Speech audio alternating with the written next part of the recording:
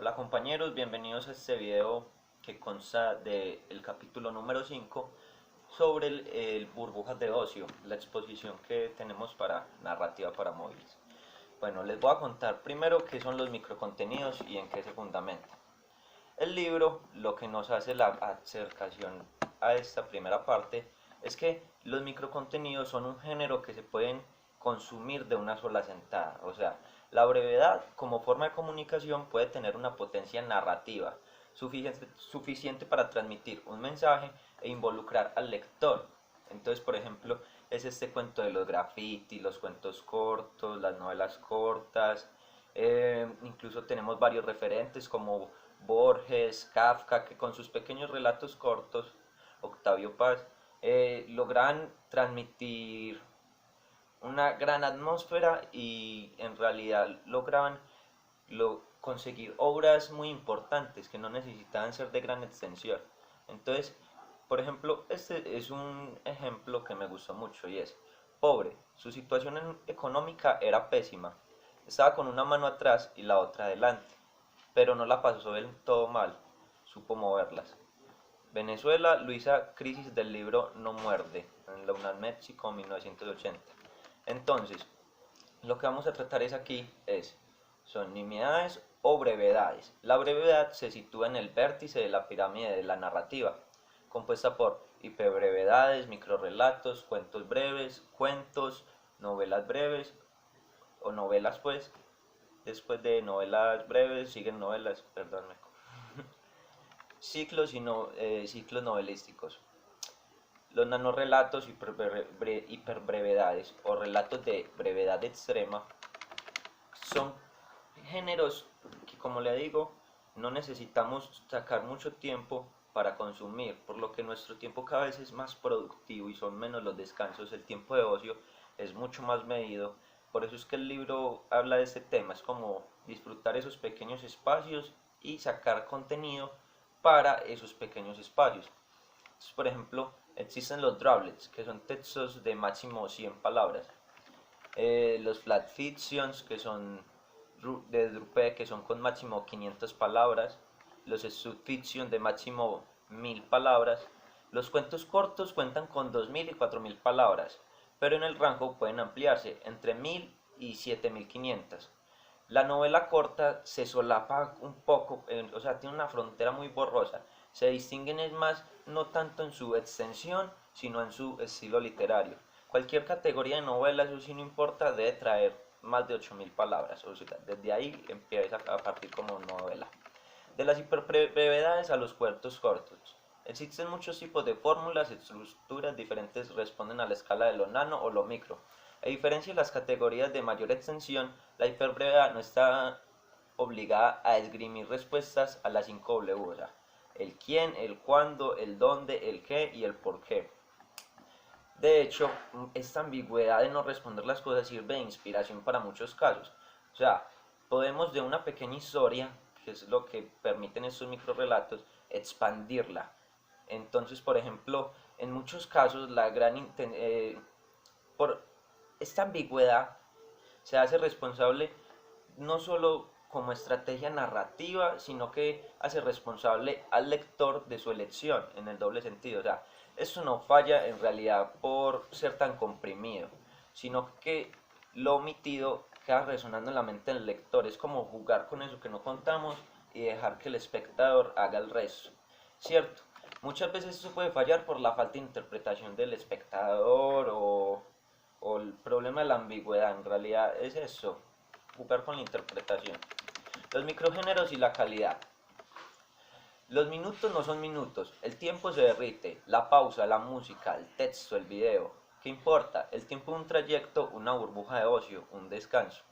Más extenso no es sinónimo de calidad. Los microrelatos están presentes hace muchos años, como les digo, Borges, Paz, Cortázar, son grandes de la literatura que nos enseñaron a que en realidad esta cultura del minimalismo, de que menos es más, se puede utilizar también para contar historias.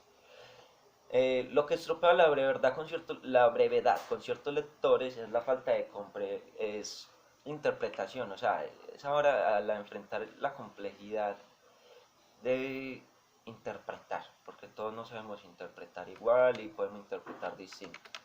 La brevedad reinante en los microgéneros en la Internet. Nunca existió una herramienta más ajustada y compatible con los microgéneros que el Internet, permitiendo explorar diferentes formatos, y Internet infla la burbuja. En realidad, Internet lo que llega es a expandir todo eso de la brevedad, los microrelatos, el contenido, todo el tiempo la gente interactuando. Lo que nos hace los juega en Internet, el papel que nos juega, es que se debe adaptar el contenido a su metamedio. Entonces, por ejemplo, no es lo mismo una página web para un ordenador que para un móvil. Lo mismo una película, un websodio o diferente. Se deben cambiar los formatos, se debe jugar con los formatos. Las brevedades y las redes sociales consisten en intervenir de manera continua entre un número de usuarios, sexo, imagen o video, ¿cierto? Entonces lo que nosotros podemos hacer literal en Facebook, que podemos compartir textos, imágenes, videos y todo el tiempo como invitando esta interactividad entre más personas, y que si en realidad no se hace esta interacción no tendría caso, porque simplemente tendríamos una biblioteca, por así decirlo, con nuestros archivos. Entonces, por ejemplo, los blogs, la mensajería instantánea revolucionaron esto de las redes sociales, pero sobre todo el microblogging. Como les contaba, la mayor característica de este microblogging, que es combinar como esta mensajería instantánea y la bitácora del blog, son esos textos de máximo 140 caracteres. Entonces, por ejemplo, Twitter es el emblema del microblogging, ¿cierto? La brevedad se le exige al usuario para centrar el mayor sentido posible, lo más rápido. ¿Qué más les puedo contar? Contenido de usuario no estructurado. Bueno, entonces, por ejemplo, en las redes nos damos cuenta de que todos nosotros ya no es simplemente los productores, sino por eso está este tema de los prosumidores. Nosotros podemos consumir material y subirlo a la red. Pero ¿qué pasa? La información digital la información digital no estructurada supera el 80% de la información contenida en Internet. Entonces, ¿qué pasa? Esto es contenido que nosotros subimos, los prosumidores, y el contenido de usuario no está etiquetado para ser encontrado. O sea, la red está llena de todo ese montón de cositas que en realidad no podemos encontrar literalmente, no sabemos, no está etiquetado para ser encontrado, esa es la palabra correcta, ¿cierto? La fruición participativa, que se presta para cualquier escenario. Internet y las pantallas ubicuas permiten esta participación. En él se rompe el monopolio industrial que pues este sistema de referencia tradicional, ¿cierto? En el que nosotros sabíamos simplemente lo que nos decía la industria, los consejos, pero ahora se da este fenómeno de que mucha gente antes de comprar un producto mira, por ejemplo, en YouTube sus cualidades, a ver qué le recomiendan las otras personas que también son consumidores. Asimismo, podemos interactuar de mil maneras. Entonces, por ejemplo, podemos mandar fotos mientras estamos en el concierto, subir hashtags para que lo vean, participar por medio de encuestas y millones de cosas. Es una manera interactiva de hacer del usuario, el espectador, se complemente como en esa ubicuidad, estar donde en realidad no está, estando viendo. Un elemento a considerar entre los más influyentes es el consumo de contenidos. Es el de la facilitación que ofrecen los nuevos medios en general para promover la participación de los usuarios en la producción y distribución, como le digo. Entonces, por ende, lo bueno viene en frascos pequeños, y esto es ya la última parte del capítulo. Concierne en productos atomizados. No solo se distribuyen pequeñas píldoras de ocio y entretenimiento, sino que se consume el tiempo de ocio y entretenimiento, como les digo. Entonces, no es, por ejemplo, no es el álbum, es la canción, no es el libro, es el capítulo del libro, como se va a vender. La fragmentación de contenido se vuelve decisiva para las redes, y la desmaterialización de la distribución promueve el intercambio de contenido sin valor. El precio o peso que antes era importante, por ejemplo, para uno entregar un CD, una USB, cierta información, acá todo ya se vuelve de una manera más simbólica. Ya en realidad toda la información se materializa, se comercia y se puede distribuir de manera que queramos. Si Internet se volvió audiovisual es porque los microformatos fueron progresivamente aceptados en todos los géneros por los usuarios y por los distribuidores. La industria en Internet vio una forma de distribución siempre y cuando los formatos se adapten al medio, en cualquier contenido, como ya les había dicho.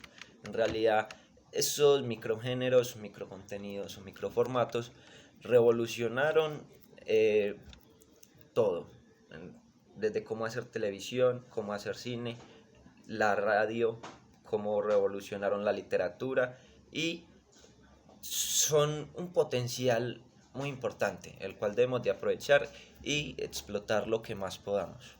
Hasta luego.